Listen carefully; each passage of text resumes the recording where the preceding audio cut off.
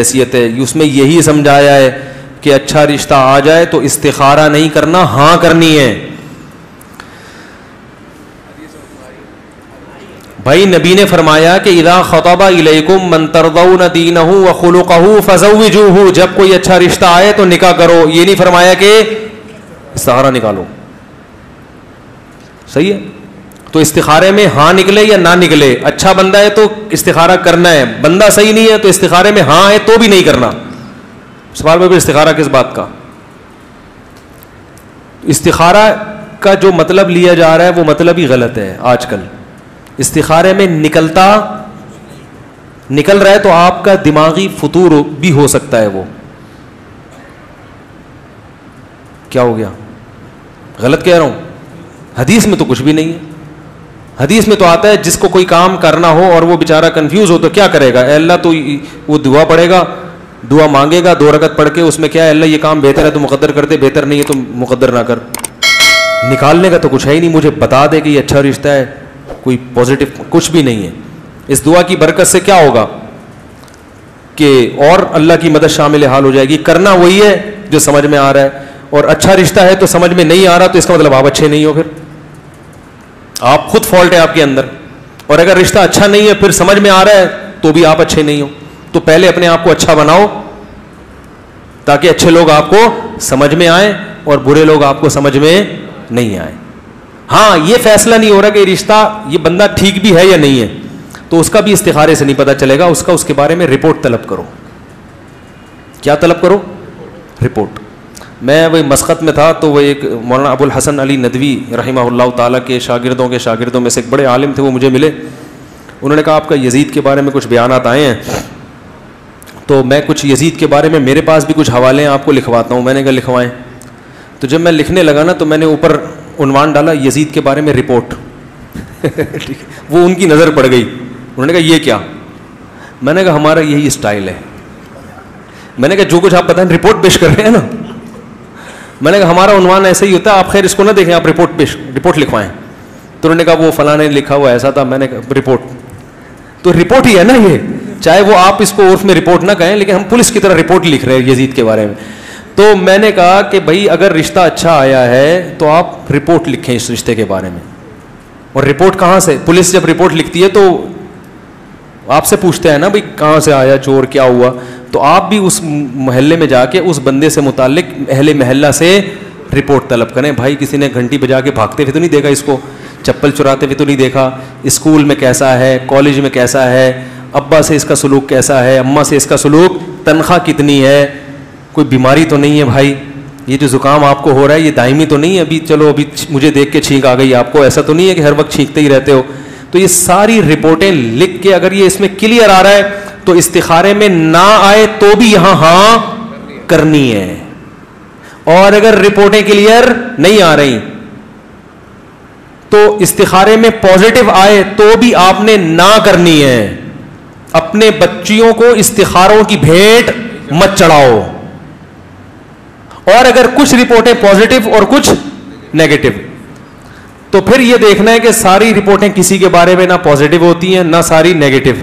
تو یہ دیکھو کہ یہ جو پازیٹو چیزیں ہیں یہ کیا اس قابل ہے کہ اس پازیٹیوٹی کے ہوتے ہوئے اس کچھ نیگیٹیوٹی کو برداشت کر لیا جائے. مثلا بچے کے 4 مہینے لگے ہوئے ہیں, پازیٹو رپورٹ. بچے کی داڑھی ہے, پازیٹو میں ڈال دیا, اس رپورٹ لکھو نا, اوپر لکھو کہ وسیم کے بارے میں رپورٹ. بھائی میں حقیقت بتا رہا ہوں, آپ کی بچی کے لیے رشتہ آیا وسیم کا, میں وسیم بادامی کہنے والا تھا, خیر وسیم کا رشتہ آیا, مجھے نہیں پتا وسیم بادامی ہے لیکن نام بہت سنا. وسیم کا رشتہ آیا, آپ نے لایا وسیم بھائی رپورٹ, تبلیغ میں 4 مہینے لگے ہوئے ہیں, رپورٹ پازیٹو میں ڈال دیا, داڑھی بھی پوری ہے پازیٹو.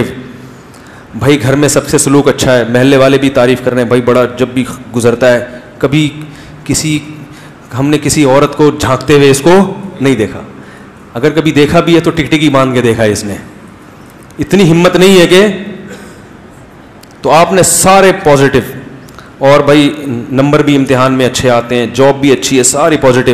گٹکا کھاتا ہے نیگیٹو میں ڈال دو, سگریٹ پیتا ہے نیگیٹو میں, صحیح ہے نا. اب 2 نیگیٹو اور سارے کیا آ رہے ہیں پازیٹو. تو آپ دیکھو یار اتنی ساری چیزیں ہوتے ہوئے گٹکا قابل برداشت ہے یا نہیں ہے. تو بچی سے کہو بیٹا دیکھو بہت اچھا آدمی ہے, گٹکا برداشت کر لو گی؟ ہے بھائی. اگر وہ کہے کہ برداشت نہیں کر سکتی تو اس سے بولو ٹھیک ہے. ایک اور دوسرا ہے وہ گٹکا نہیں کھاتا, وہ گٹکا نہیں کھاتا, شکل اچھی نہیں ہے, یہ ہے گٹکا نہیں کھاتا. سارے کوائف وہی ہیں, تبلیغ میں وقت بھی لگا ہوا ہے. اور یہ میں آپ کو مذاق نہیں کر رہا, حقیقت بتا رہا ہوں. استخاروں کی بھیٹ مت چڑھاؤ, گراؤنڈ ریئلٹی کو دیکھ کے فیصلہ کرو سوٹیبل ہے یا نہیں ہے. تو آپ نے بچی کو دکھایا, دیکھو بیٹا یہ ایک دوسرا والا ہے, گٹکا نہیں کھاتا, سگریٹ نہیں پیتا, پان نہیں, بہت بہترین دانت دیکھو کیسے نیٹ کلین, ایسا لگتا ہے تیزاب سے دھوتا ہے روزانہ دانت. لیکن اس میں مسئلہ تبلیغ میں بھی وقت لگا ہوا ہے, مسئلہ شکل دیکھ رہی ہو, شکل. تو وہ کہے گی بھائی اتنا بصورت آدمی مجھے برداشت نہیں ہے. چلو یہ تیسرا ہے, اس کی شکل اچھی ہے, گٹکا بھی نہیں ہے, لیکن تم عالمہ ہو, تم دیندار ہو, نہ تبلیغ میں وقت لگا اس کا, نہ علماء کے بیانات سنتا ہے, اور کچھ پتہ نہیں ہے کب دین سے واپس پھر جائے. شکل اچھی ہے تو وہ کہے گی نہیں ابا مجھے تو دیندار, اگر دیندار لڑکی مجھے تو دیندار رشتہ چاہیے, علماء سے کچھ تعلق تو ہونا چاہیے نا, یہ تو گمراہ ہو سکتا ہے کل.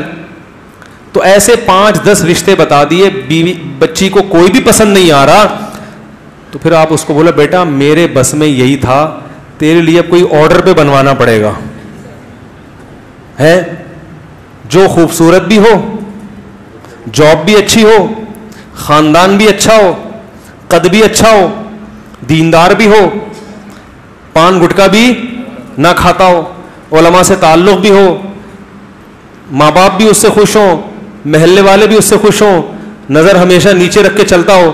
تو بیٹا اس کے لیے میں نے آرڈر دیا ہے, آرڈر پہ مال تیار ہو رہا ہے. ظاہر ہے انسان آرڈر پہ تیار نہیں ہوتے, تو اس کو کہیں گے بیٹا پھر تم شادی کرنا انہی 10 میں سے جس کو بولو گی تو وہ خود فیصلہ کرے, آپ بھی فیصلے میں مدد کریں, کیونکہ اصل تو باپ کو بڑی ویلیو ہے اسلام میں.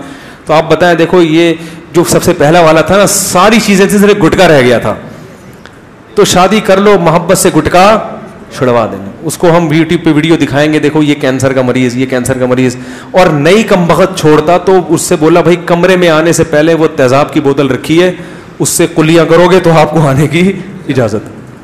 اور اگر واقعی گٹکا اتنی قابل نفرت چیز ہے تو پھر وہ دوسرا آپشن, شکل اچھی نہیں ہے, اخلاق تو اچھے ہیں, کچھ دنوں میں یہ مکھنچو اچھا لگنے لگے گا.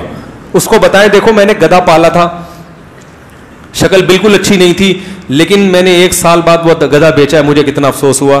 تو بیٹا دیکھو گدھے کے ساتھ بھی انسان رہتا ہے تو محبت ہو جاتی ہے, یہ تو پھر بھی انسان ہے, تھوڑی بیچاری کی ڈیزائننگ عجیب سی ہے, تو دیکھو تمہاری امی نے بھی تو برداشت کیا ہے نا. تو اس قسم کے فضائل سنا کے اس کو قائل کریں, لیکن لوگ ایسا کام, اور مشورہ بھی لے سکتے ہیں نہیں, لوگ ساری چیزوں کو, گراؤنڈ ریئلٹیز کو یکسر نظر انداز کر کے کسی جاہل پیر کے پاس جائیں گے, استخارہ نکالا ہے, اس نے کہا یہ نو, استخارہ نکالا ہے, اس نے کہا ہے ہاں. کوئی ایسے استخارے کی اللہ نے ذمہ داری نہیں لی.